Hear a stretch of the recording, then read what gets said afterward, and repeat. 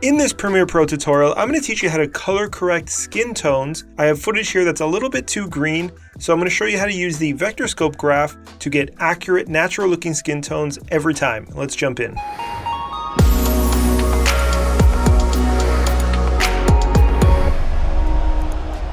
Alright, I have footage here of myself talking to camera from one of my last videos, and I have purposely changed the overall color to be more green. But let's first talk about what a Vectorscope is and how it can be beneficial to get accurate skin tones every time. So let's go to Window, Lumetri Scopes, and you'll see here a whole bunch of different graphs. These represent the colors and exposure in your footage, and in this tutorial we're going to be talking about the Vectorscope YUV, which is this one here, so we'll turn off the other ones.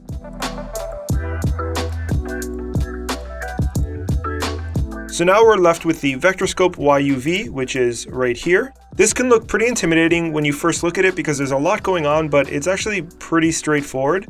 You have the colors of your image represented by this sort of cloud part in the middle. This inner selection that connects all the little boxes, that's your broadcast safe. So if you push your saturation too far, the colors will go outside of that selection. And then you were to submit your film to a broadcast network, for example, they'd probably not accept it because it would be past the broadcast safe standard. In most cases, if you're working with stuff on the internet, you don't really need to worry about this. I would definitely make sure you don't go past the outside box though. That's your 100 max limit. And each of the quadrants here have their own color area, so yellow, green, cyan, blues, magentas, reds, and depending on the footage you're working with, your colors will appear differently on the graph. The reason we're using this Vectorscope graph is it's very handy for dialing in skin tones. No matter what footage you're working with, whether the skin tones are lighter or darker, all skin tones will fall under this line between the yellow and red. So the goal is then to look at the graph, see where your footage sits, and then try to adjust it to get as close to this line as you can. Now, if you've color graded your footage and given it more of a look, then of course it's going to be a little off, so keep that in mind.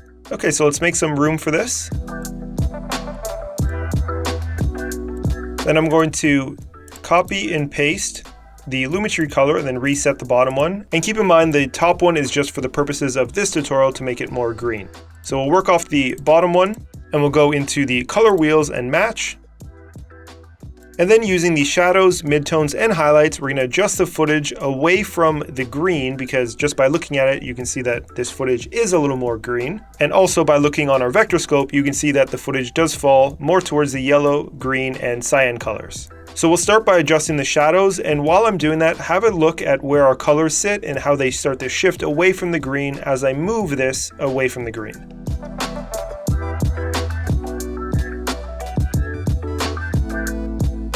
And then we'll do the midtones,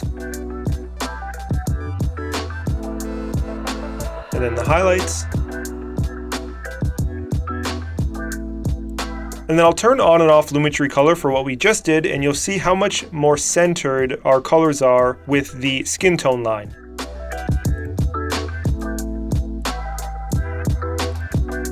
And then I'm going to fine adjust it just a little bit more, pull back the shadows a bit because there was a little too much magentas happening in the dark areas. And now that I've done that, let's go up to the basic correction, and then we can use the tint because we know there's green in the footage, and we will shift it to the opposite, which is magenta. Depending on the footage you're working with, it might not be the best thing to use the tint to correct this, but we know there was a lot of green, and when I adjust it using the tint in our case, you'll see that it will thin out the color and make it a little more in line with our skin tone line.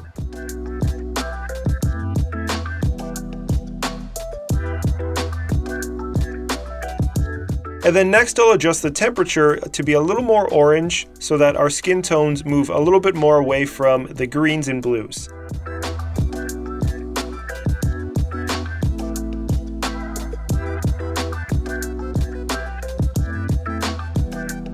And then again, have a look at this when I turn on and off the Lumetri color. That's where we started, and that's where we ended up. Now I think I could go a little further into the magenta.